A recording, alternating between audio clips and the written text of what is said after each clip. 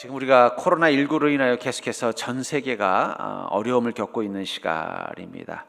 그래서 이 코로나19가 현재 어떤 상황인가를 제가 한번 인터넷에 봤더니 전 세계 128개국에서 260만 명이 감염이 됐고 또 87만 명이 사망했다라는 기록을 보았습니다. 그리고 사람들이 이 코로나19에 대한 이야기를 할 때 꼭 언급하는 것이 전문가들이 바로 이 1918년도에 발병한 스페인 독감이에요. 그 당시 때는 1차 세계대전 당시였는데 그 당시 때 스페인 독감으로 사망자가 전 세계에 5천만 명에 달한다고 5천만 명이나 사망했다라고 말해요. 심지어는 그 유럽에서 시작된 독감임에도 불구하고 우리 한국 땅, 한반도 땅, 그때만 해도 이제 조선시대이겠죠. 조선시대 구한말임에도 불구하고 한반도 땅에도 약 14만 명 정도가 사망했을 것으로 추정하고 있다고 말합니다. 이처럼 이 스페인 독감이나 코로나 같은 바이러스의 전염병, 전 세계적으로 확산되는 전염병을 팬데믹이라고 하는데, 이 전염병에 대해서 우리가 공포를 갖는 이유 중에 하나는 바로 그것이 가지고 있는 이 사망률일 것입니다. 실제로 한국에서 이 14만 명이 이 스페인 독감으로 죽었지만 6.25 때 우리나라 국군이 사망한 숫자가 바로 14, 5만 명 정도 된다고 그래요. 그러니까 얼마나 많은 사람, 마치 전쟁터에서 사망한 군인이 사망한 숫자만큼을 이 바이러스 때문에 죽었다는 것이 우리에게 또 하나의 공포를 줍니다. 그러면 지금 이 코로나19로 인해서 우리나라는 몇 명이나 지금 어려움을 겪고 있을까요? 지금 통계를 봤더니 어제 통계를 보니까 약 2만 명이 감염이 됐고 333명이 지금 사망한 상황이라고 말해요. 그러니까 지난 한 6개월 가까이, 7개월 가까이 약 333명이 사망하고 2만 명이 감염이 됐다고 말합니다. 그런데 여러분들, 올해는 아직 통계가 나오지 않았지만 작년도 통계상 우리나라에 교통사고를 당한 사람과 교통사고로 사망한 사람이 몇 명인지 아십니까? 교통사고를 당한 사람이 2019년도 통계로 34만 1,712명이 교통사고를 당했고 그 중에 사망자가 3,349명, 코로나 사망자보다 10배가 많은 사람이 작년에 교통사고로 사망했다고 말하고 있어요. 물론 아직 2020년도 기록은 나오지 않았지만 평균 추이로 본다면 적어도 지금 정도면 한 2,000명 정도의 사망자가 교통사고로 우리나라에서 일어나고 있다는 거예요. 그렇게 따지면 사실은 교통사고를 당할 확률보다 코로나에 걸릴 확률이 훨씬 낮겠네요. 그렇죠? 교통사고로 죽은 사람보다 코로나로 죽는 사람이 훨씬 적음에도 불구하고 우리는 교통사고에 대한 공포심은 없어요. 혹시 여러분들 오늘 횡단보도 건널 때 두려움을 갖고 건너신 분이 있습니까? 마스크 한 사람, 안 쓴 사람 보면 찔끔하는데 어떻게 자동차가 지나갈 땐 찔끔하지 않으세요? 이상하지 않습니까? 통계 수치를 보면은 오히려 교통사고 사망자가 이 코로나 감염자보다 10배는 많고 교통사고 사망자가 코로나로 인한 사망자보다 10배가 많음에도 불구하고 왜 사람들은 교통사고에 대한 공포심이나 두려움은 없는데 이 코로나에 대한 공포심은 이렇게 심각할 수밖에 없는가? 물론 여러 가지 이유들이 있겠습니다만 분명한 것은 우리가 현재 겪고 있는 이 현상보다 더한 공포가 지금 사람들의 마음을 사로잡고 있는 것은 분명한 것 같습니다. 그리고 그 공포의 근원은 분명 이 죽음에 대한 공포일 것입니다. 그런 상황 가운데서 우리 그리스도인들은 어떻게 그 죽음에 대한 공포 앞에 서야 될까요? 어쩌면 코로나는 사라져도 여전히 교통사고는 매년 3, 40만 명이 사고를 당할 것이고 매년 3, 4천 명이 죽을 것입니다.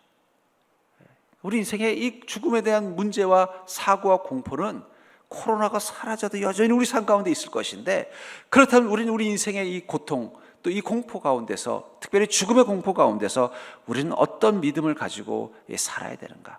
특별히 코로나로 인하여 모두가 다 집단 공포증에 빠져 있는 이 시대, 이 상황 가운데서 우리가 이 죽음의 공포를 어떻게 다루는 것이 영적인지를 깨닫고 그리스도인답게 이 문제 가운데 대처하는 자가 되기를 주의 이름으로 축복합니다. 오늘 본문은 어떤 내용이에요? 바울 목사님이 고린도 교인들에게 뭐라고 말하냐면, 만약에 우리가 죽어서 다시 사는 부활이 없다면 예수님의 부활도 없는 것이고, 우리가 이 부활을 통해 천국의 소망을 가지고 살지 않는다면 이 땅의 소망을 가지고 사는 사람들보다 더 비참한 존재일 수밖에 없다. 그렇기 때문에 우리 인생 가운데 가장 중요한 것은 바로 부활이다라는 것을 강조함을 통해서 우리가 죽음의 공포를 뛰어넘어 부활의 신앙으로 산다는 것은 무엇인지를 여러분들이 깨닫고 사는 그런 귀한 인생이 되기를 주의 이름으로 축복합니다. 먼저 우리는 지금 이 죽음의 공포가 온 세계를 휩쓸고 있는 이때에 우리의 낙심과 분노를 성찰할 줄 알아야 됩니다. 우리의 낙심과 분노를 성찰할 줄 알아야 한다는 것입니다. 우리 19절을 보시면 만일 그리스도 안에서 우리가 바라는 것이 다만 이 세상의 삶뿐이면 모든 사람 가운데 우리가 더욱 불쌍한 자이리라. 우리가 바라는 것이 이 세상의 삶뿐이면, 이 말은 무엇입니까? 그리스도인이 아닌 사람들은 무엇만 바라고 산다는 거예요?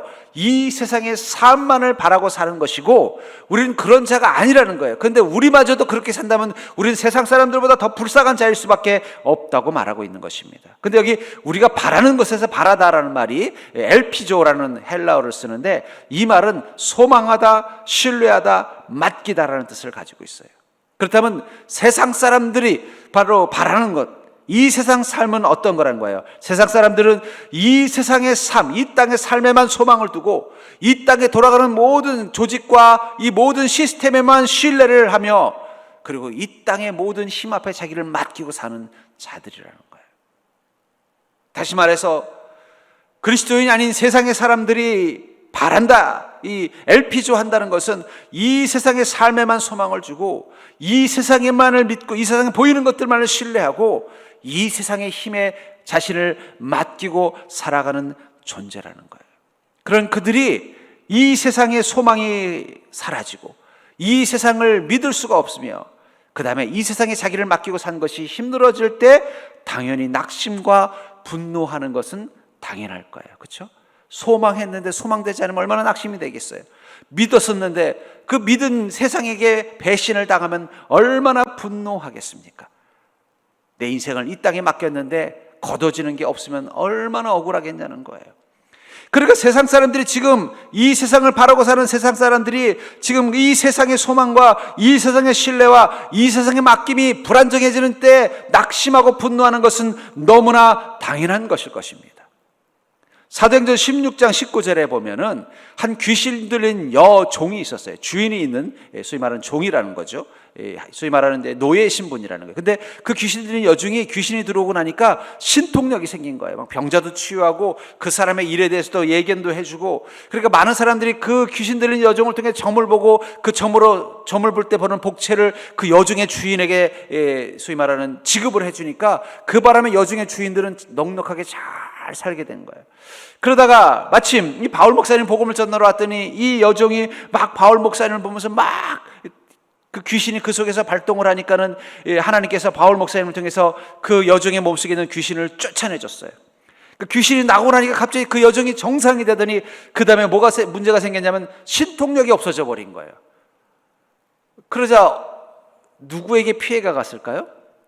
그 여종의 주인이 피해를 본 거예요. 그것을 사도행전 16장 19절에 이렇게 말하고 있습니다. 여종의 주인들은 자기 수익의 소망이 끊어진 것을 보고, 여기서도 이 소망이라는 말이 바로 엘피조라는 단어를 써요. 결국 이 여종의 주인은 무엇을 바라고 살았다는 거예요? 그 여종이 가지고 있는 신통력을 통해 얻는 수익을 바라면서 그걸 의지하면서 그걸 가지고 앞으로 미래를 꿈꾸면서 거기에 자기 모든 삶을 맡기면서 살아왔는데 바울 목사님이 어떻게 한 거예요? 그 소망을 끊어버린 거예요. 그 순간 어떻게 되냐면 바울과 실라를 붙잡고 장터로 관리들에게 끌고 갔다가 그 다음에 낙심과 분노를 어떻게 한 것입니까? 바울 목사님에게 투사한 거예요. 만약에 그 여종이 귀신 들렸다가 귀신이 사라졌는데도 여전히 신통력이 남아 있었으면은 아마 그 여종의 주인들은 낙심하거나 분노하지 않았을 것이고 오히려 아이고 감사합니다, 내가 아끼는 여종의 귀신을 쫓아내셔서 감사합니다 하고 우리 바울 목사님한테 고마워했을 거예요.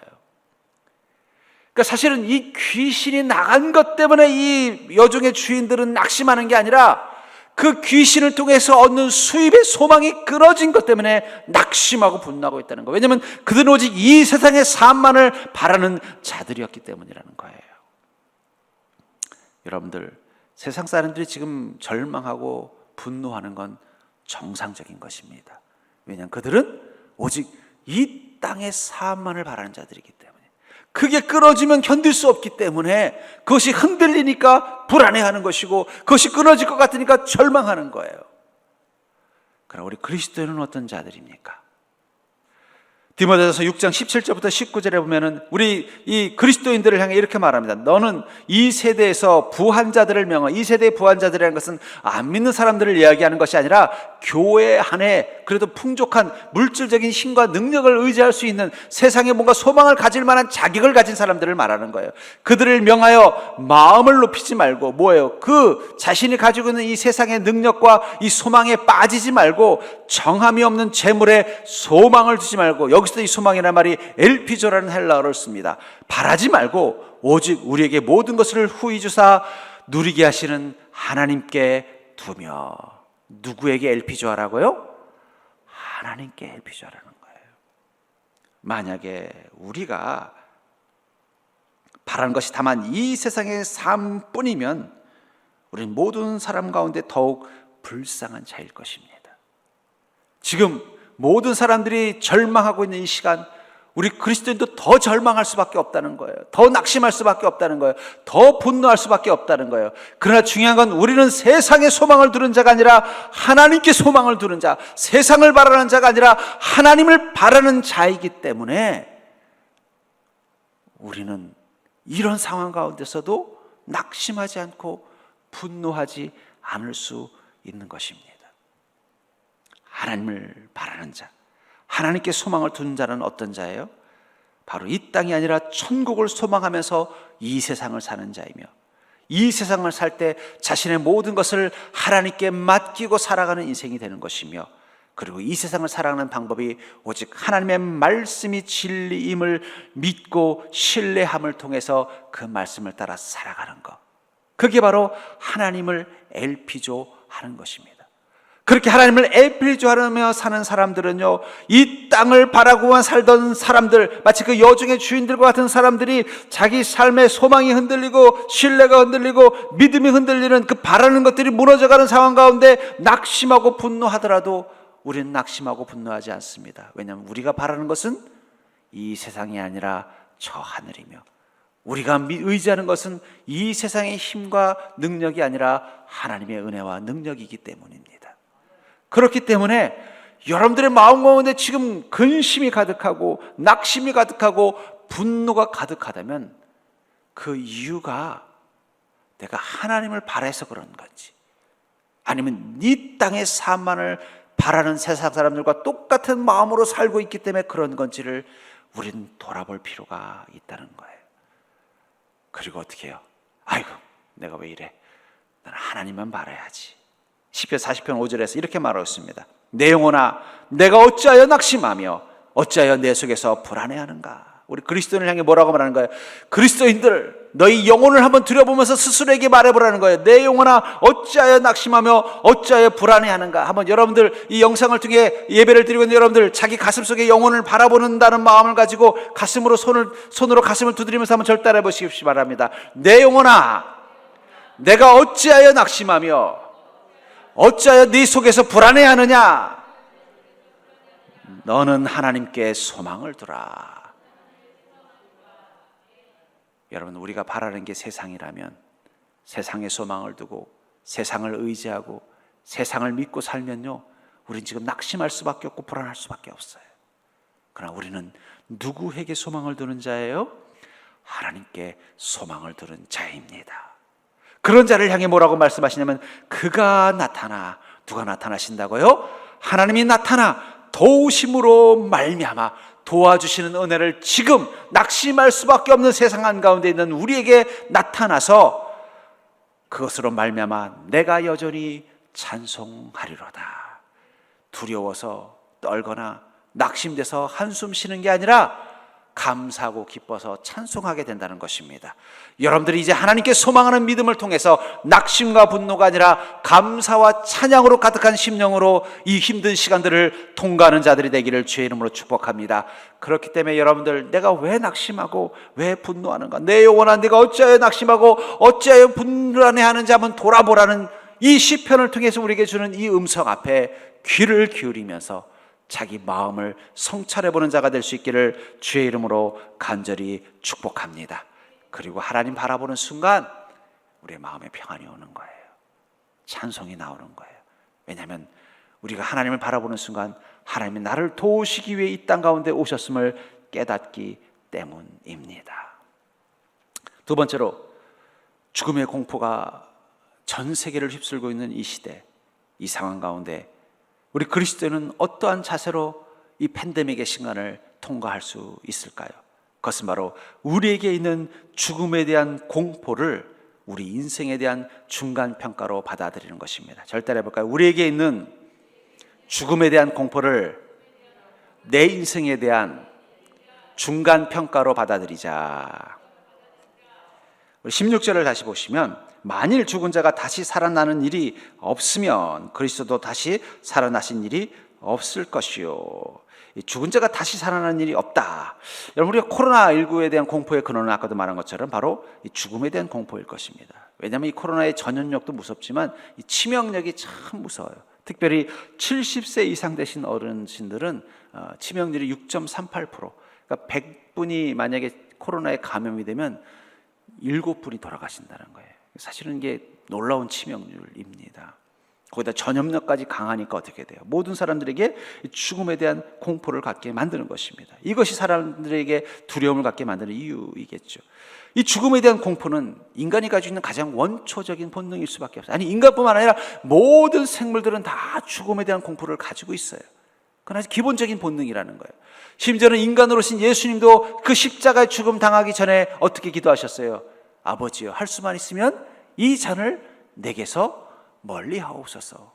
예수님도 죽음의 공포를 느낄 수밖에 없었다는 거예요. 왜냐하면 인간의 몸을 가지고 이 땅 가운데 잠시 머무셨기 때문입니다. 그런데 우리 그리스도인은 이 죽음의 공포라는 본능을 이길 수 있는 특별한 능력을 가지고 있습니다. 그것은 바로 성령님의 힘입니다. 성령님의 힘이 우리 가운데 임하면은 우리는 가장 본능적인 이 죽음의 공포를 이길 수 있는 힘을 갖게 된다는 거예요. 사도행전 7장 55절부터 56절에 보면은 이 스데반 집사님이 복음을 전하다가 유대인들에 의해서 돌에 맞아 죽게 되는 이 사형장의 장면을 설명하고 있어요. 그 속에서 이제는 유대인들이 이를 갈면서 스데반 집사님을 죽이려고 돌을 들고 있는데, 그 순간 스데반 집사님은 무릎을 꿇고 기도하는 순간 저 하늘이 열리고 하늘에 부활하신 예수님이 보이고, 거기 보니까 빈자리가 보이는데 자기가 죽고 부활하면 서 있을 그 자리가 보이는 거예요. 그 처소가 보이는 거예요. 그리고 그것을 이렇게 고백하고 있습니다. 스데반이 성령 충만하여 하늘을 우러러 주목하여 하나님의 영광함이 예수께서 하나님 우편에 서신 것을 보고 말하되, 보라, 하늘이 열리고 인자가 하나님 우편에 서신 것을 보노라 한데, 스데반 집사님이 그 죽음의 공포 가운데 있는 한순간 사형장에 있는 거예요. 지금 돌에 맞아 죽는 사형장 가운데 있는 거예요. 직감적으로 자기가 여기서 죽겠다는 걸 단박에 알 수밖에 없는 상황 가운데 있다는 거예요. 근데도 그의 마음의 평안 가운데 있을 수 있고, 오히려 저 하늘을 보고 소망이 생긴 비결은 뭐라고 말하냐면 성령 충만하였기 때문이라고 말하고 있다는 것입니다. 예수님도 성령의 충만함을 가지고 사역을 감당하셨어요. 그렇기 때문에 어떻게 하셨어요? 할 수만 있다면 이 잔을 내게서 멀리 하옵소서. 그러나 내 뜻대로 마옵시고 아버지의 원대로 되기를 원하나이다. 성령님이 예수님을 하면 죽음의 본능의 공포를, 죽음의 공포에 대한 본능을 이겨내게 힘이 되어 주셨다는 것입니다. 스데반 집사님도 마찬가지죠. 예루살렘 교회 집사님 한 분이 예수님을 믿는다는 이유로 죽게 되신 거예요. 그 죽음의 공포 앞에서 성령님이 충만하니까 그 죽음에 대한 두려움이 없어져 버리더라는 거예요. 베드로는 어떻습니까? 그가 성령 침례를 받기 이전에는요, 예수님을 3번이나 부인하고 자기가 죽을까 봐 무서워서 도망갔어요. 그러나 성령의 충만함을 경험한 뒤로는 어떤 일이 일어났어요? 그는 스스로 십자가 위에 올라가 십자가형을 선택했습니다. 여러분들, 우리는 예수 그리스도를 통해 부활의 소망을 가진 자입니다. 만일 죽은 자가 다시 살아나는 일이 없으면 그리스도도 다시 살아나신 일이 없었을 터이요. 이 말을 거꾸로 뒤집으면 그리스도께서 다시 살아나셨기 때문에 죽은 자가 다시 살아나는 부활이 우리 가운데 임할 것이라는 단언이라는 거예요. 예수님께서는 부활하셨습니다. 그것을 믿으십니까? 그 믿음을 가진 자들은 반드시 죽음 가운데서 다시 살아날 것을 믿는 자가 되기를 주의 이름으로 축복합니다. 죽었다 다시 살아나기 때문에 어떻게 돼요? 죽음의 공포가 없는 거예요.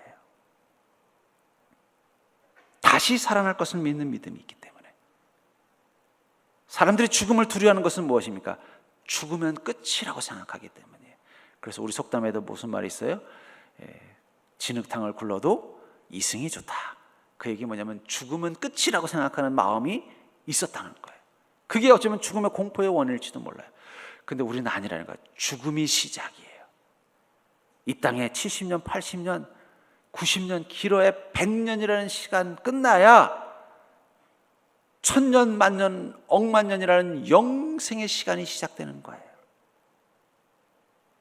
이 땅의 시간은 마치 엄마 뱃속에서 부활된 그 엄마 닭 뱃속에서 부활된 그 알과 같은 시간이라면, 부활은 그 알을 깨고 나온 병아리가 이제 한 마리의 새가 돼서 날아가는 시간과 같다는 거예요. 여러분들 언제까지 이 시간이 여러분들의 인생의 전부라는 그 오해와 착각을 벗으시기 바랍니다. 만약에 그 알을 깨고 나오지 못하면 그건 어떻게 될까요? 그건 죽는 거예요. 끝나는 거예요. 그러나 그 알이 깨져야만, 이 땅의 시간이 깨져야만, 이 죽음이라는 그 껍질이 깨져야만 그때부터 우리는 부활의 날개를 가지고 영생의 시간을 사는 그런 불사조와 같은 인생을 살게 된다는 거예요. 그렇기 때문에 그것을 믿는 부활의 믿음을 가진 이들은요, 죽음이 두렵지 않습니다. 로마서 14장 7절부터 9절을 통해 로마 교회에 있는 그리스도인들, 이 로마 정부의 핍박에 대한 두려움이 생기기 시작한 이 로마 교회의 그리스도인들에게, 또 본인도 이제 곧 순교를 당할 것을 예측한 이 바울 목사님이 이렇게 고백하고 있습니다.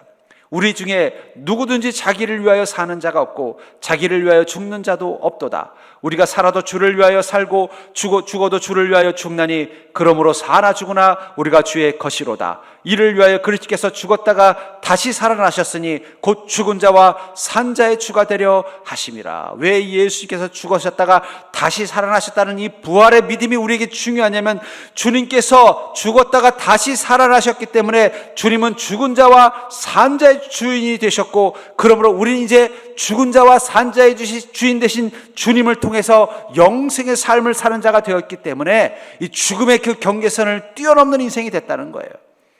그러니까 살아 죽으나 우리에겐 그렇게 대단한 게 아니에요. 세상은 살아있는 것과 죽은 것이 너무나 대단한 거죠. 그러나 우리에게는 죽음은 이 삶 이후에 또 다른 삶을 위해서 잠시 지나가야 되는 국경선거 같은 거예요. 저 유럽 같은 나라에는 나라마다 국경선이 있는데 뭐 별로 아무것도 없대요. 우리 집은 뭐 저 평택에서 오산 갈 때 옆에 여기서부터 오산입니다 이런 경계석 하나 있는 게 전부라는 거예요. 우리에겐 죽음이 그런 존재가 되는 자가 그리스도인이에요. 영원히 끝나는 벼랑이 아니라 하나님이 준비하신 저 천국, 영원한 삶을 위해서 그냥 잠시 통과해야 되는 경계선, 국경선을 통과하는 것 같은 시간에 불과한 것이 바로 죽음이라는 것을 아는 그리스도인들은요, 죽음이 두렵지 않을 것입니다. 그렇기 때문에 역으로 우리가 여전히 죽음에 대한 공포를 가지고 있다면 나는 정말 부활의 신앙을 가진 자인가 돌아볼 필요가 있다는 거예요. 특별히 우리 교회 연세가 있으신 우리 권사님, 장로님들, 아마 나이를 드시면서 더 죽음에 대한 두려움이 점점 강해지실 거예요. 근데 여러분들, 우리 권사님, 장로님, 하나님이 정하신 때가 있을 겁니다. 그 때가 끝나고 나면 이제 그 경계선을 휙 뛰어넘는 것처럼 이제는 저 천국에서 영생의 삶을 사는 자가 되실 거예요. 사나 죽으나 우린 다 주의 것입니다. 살아도 주의 것, 죽어도 주의 것. 그렇기 때문에 주님은 우리를 반드시 부활케 하시고 저 천국에서 우리의 주인이 되셔서 우리의 찬양과 경배를 받으실 것입니다. 그것을 믿는 신앙이 바로 부활의 신앙이라는 거예요. 그 부활의 신앙을 가지고 있으면요, 사람들은 죽음에 대해서 두려워하고 죽으면 모든 게 끝난다는 생각을 가지고 사는 인생이지만 우리는요, 죽으면 시작이라는 마음을 가지고 사는 자예요. 전 여러분들이 그렇게 죽음의 공포 앞에 의연히 서는 자가 될 수 있기를 주의 이름으로 간절히 축복합니다. 그것을 위해서 우리에게 필요한 건 무엇이라는 거예요? 성령의 힘을 가지면, 성령의 충만함을 가지면 그 죽음에 대한 두려움과 공포를 뛰어넘을 수 있다는 것입니다. 세 번째로, 모든 이들이 지금 죽음의 공포에 사로잡혀 있는 이때 우리 그리스도인들은 이 시간을 어떻게 통과해야 될까요? 그렇기 때문에, 죽음에 대한 공포가 인생에 대한 중간평가이기 때문에 우리가 부활의 열매 맺기에 집중해야 될 때입니다. 지금은 우리가 부활의 열매를 맺는 것에 집중해야 할 때라는 것입니다. 20절을 보시면, 그러나 이제 그리스도께서 죽은 자 가운데서 다시 살아나사 잠자는 자들의 첫 열매가 되셨도다. 왜 잠자는 자들의 열매라고 안 하시고 첫 열매가 되셨다고 말씀하셨을까요? 주님이 처음으로 죽었다가 부활하신 것입니다. 그리고 첫 열매라는 건 뭐예요? 이제 또 다른 죽은 자들이 열매가 될 거라는 거예요. 여러분들, 이 나무에 열매가 맺힐 때 동시에 확 열리는 게 아니에요. 하나가 먼저 열매가 열리면 그 옆에 가지에서 또 열매가 열리고, 또 그 옆에 가지에서 열매가 열리면 나중에 어떻게 돼요? 전부 모든 가지들에 다 열매가 걸리는 거예요. 그렇기 때문에 농부가 과일을 딸 때 한 나무에서 동시에 따지 않아요. 어떻게 돼요? 익은 것부터 차례대로 따는 거예요. 제가 우리 전에 친한 목사님들하고 같이 그 시골에서 목회하는 목사님 댁을 방문했더니 마침 그 교회 장로님이 이 토마토 농사를 지시는 분이 계셨어요. 그래서 초청을 해주신 거예요. 갔더니 비닐하우스에다가 토마토를 쭉 키우고 계시는데, 하루 일과를 물어봤더니 그러더라고요. 여기서부터 저 끝까지 토마토 익은 걸 쭉 딴대요. 그럼 다음 날은요? 다음 날로 또 가서 쭉 딴대요. 계속 따고 또 익고, 그럼 다음 날 또 익은 거 따면 또 다음에 또 다른 게 있고, 그렇게 해서 그 토마토가 다 걷어질 때까지 계속 매일매일 반복한다고 하더라고요. 첫 열매라는 게 그런 거라는 것입니다. 여러분들, 예수님만 부활하신 게 아니에요. 모든 죽은 자가, 특별히 예수 그리스도를 통해서 부활의 믿음을 가진 모든 그리스도인들은 반드시 부활할 것을 믿으시기 바랍니다. 그렇기 때문에 우리 인생에 맺어야 열매가 뭐라고요? 부활의 열매를 맺어야 돼요. 예수님께서 부활하신 그것이 첫 열매라고 표현한 것처럼 우리 인생도 부활할 수 있는 자가 되는 그 부활의 첫 열매를 맺어야 된다는 것입니다. 이것을 요한복음 15장 5절에서는 예수님과 우리의 관계를 통해서 우리가 어떤 열매를 맺는 인생이 되야 되는지 이렇게 말하고 있어요. 나는 포도나무여 너희는 가지라. 그가 내 안에 내가 그 안에 거하면 사람이 열매를 많이 맺나니 나를 떠나서는 너희가 아무것도 할 수 없느니라. 예수님과 우리 그리스도인의 관계를 뭐로 비유하고 있어요? 예수님은 포도나무고 우리는 가지다. 그 가지에서 어떤 열매를 맺는지는 가지가 결정하는 게 아니라 나무가 결정하는 거예요. 포도나무에 가지가 접붙여지면요, 설령 그 가지가 어디 사과나무에서 잘라온 가지일지라도, 물론 그렇게 되는지 제가 과학적인 건 잘 모릅니다만, 만약 열매가 맺는다면 접붙여서 반드시 포도나무 열매를 맺지, 사과나무 가지 따 접붙였다고 그 가지에서 사과나무가 열리는 건 아니라는 거예요. 그것을 뭐라고 말하는 거예요? 나는 포도나무요 너희는 가지다. 그리스도인이 된다는 것은 바로 예수 그리스도에게 접붙여진 것입니다. 성령님이 우리 아래에 오신 게 아니라 우리가 성령님께 접붙여진 자가 되는 거예요. 성령님이 우리 안에 계신 게 아니라 우리가 성령님 안에 임하는 존재가 되는 것입니다. 그래서 어떻게 되는 거예요? 우리 인생 가운데 예수 그리스도와 똑같은 열매를 맺는 거예요. 그게 바로 부활의 열매인 거예요. 그것을 보여주시기 위해서 주님께서 먼저 첫 열매가 되어주셨고, 이제 우리가 이어서 다음 열매가 되는 거예요. 아마 예수님 다음에는 제자들의 열매를 맺었을 것이고, 초대교회 그리스도인들이 열매를 맺었을 것입니다. 그리고 수천 년의 세월이 지나고 이제 우리도 그 부활의 열매, 예수 나무에서 달리는 부활의 열매를 맺기 위해서 지금도 성령님과 함께, 아니 성령님에게 접붙여진 자로 오늘도 살아가는 인생이 되고 있다는 것입니다. 근데 이 열매가 열리기만 한다고 되는 게 아니에요. 열린다면 어떻게 돼요? 자라야죠. 사과나무, 배나무도 처음 봄에 가면은요, 그 꽃이 떨어진 자리에 조그맣게 달려 있어요. 이게 뭔지 잘 몰라요. 좀 자라봐야 이거 사과나무인가 보다, 배나무인가 보다 알 수 있다는 거예요. 근데 그것이 어떻게 돼요? 처음엔 아주 조그맣던 열매가 여름을 지나면서 점점 커져요. 그래서 지금쯤 되면 이제 제법 커진 다음에 이제 색깔이 변하기 시작해요. 초록색 계열에서 어떤 건 노란색으로, 어떤 건 빨간색으로. 그럼 어떻게 된 거예요? 익은 거예요. 익은 다음엔 어떻게 됩니까? 농부가 수확할 것입니다. 여러분, 그리스도인에게 심판이라는 건 우리가 부활의 열매가 익어졌기 때문에 하나님이 따시는 거예요. 수확하시는 거예요. 그 말은 역으로 말하면은 하나님께서 우리 인생의 농부시라면 우리는 결코 다 익지 않으면 떨어지지 않습니다. 세상의 요동쳐도 그것이 하나님의 수확이 아니면 우린 떨어지지 않는다는 거예요. 그렇기 때문에 우리는 어떻게 되는 거예요? 부활의 열매를 맺는 것에 집중해야 돼요. 내 삶 가운데 예수 그리스도가 맺으셨던 그 열매와 똑같은 인생의 부활의 열매를 맺으면요, 그 순간 하나님이 우리 인생의 농부가 되셔서 너는 예수 그리스도에게 접붙여진 가지와 같은 존재이구나. 그리고 하나님이 농부가 되셔서 우리 인생을 지켜주시는 거예요. 이번에 큰 태풍이 와갔잖아요. 아마 이 태풍이 밀려올 때 가장 분주해진 것은 과수원의 농부들일 것입니다. 과수원의 농부들은 혹시 그 바람에 자기가 키우는 이 과일들이 떨어질까 봐 어떻게 돼요? 익은 것은 먼저 얼른 따내고, 아직 덜 익은 것은요, 그것이 떨어지지 않도록 보호해 줄 거예요. 뭐 바람을 막아주든지 아니면 그것을 싸매어 주든지, 혹시 떨어질 만한 데가 있으면 그것을 안전하게 잘 지켜내든지. 제가 이렇게 보니까 아직 익은 열매들은 없으신 것 같아요. 덜 익었으니까 아마 안 떨어질 것입니다. 코로나19가 아니라 무슨 코로나 태풍이 불어도 여러분들 아직 덜 익었으면 하나님이 안 따셔요. 절대 떨어지게 하지 않는다는 거예요. 하나님의 농부인 과일들은, 하나님의 농부인 나무들은요, 세상에 어떤 태풍이 불어도 떨어지지 않습니다. 하나님이 지켜주실 줄 믿습니다. 떨어졌다면 그건 뭐예요? 떨어진 게 아니라 하나님이 수확하신 거예요. 때가 되어서 너 다 익었구나, 이제 나와 함께 천국의 기쁨 잔치에 동참하자. 그건 거두어 가시는 거지, 인생의 고난 앞에 실패하고 떨어지는 게 아니라는 거예요. 전 그런 의미에서 세상이 요동치고 있을 때 하나님이 반드시 우리를 지켜주실 것을 믿는 자가 되기를 주의 이름으로 축복합니다. 우리가 예수 그리스도에게 접붙여진 자로서 부활의 열매를 갖기 위해서 부활의 신앙으로 살아가는 순간 우리 안에 있는 이 부활의 열매는 점점 더 자라나갈 것입니다. 그 순간 하나님은 우리가 하나님이 키우는 나무인 것을 깨닫고 가지인 것을 깨닫고, 그때부터 하나님은 우리를 사랑으로 은혜로 지켜주시고 보호해 주실 것입니다. 세상이라는 태풍, 세상이라는 코로나로부터 우리가 낙과되지 않도록 우리를 보호해 주실 것입니다. 우리가 온전히 이것을 하나님이 수확하실 때까지 하나님 우리를 반드시 지키시고 보호하실 것입니다. 그것을 믿는 게 바로 부활의 신앙이라는 거예요.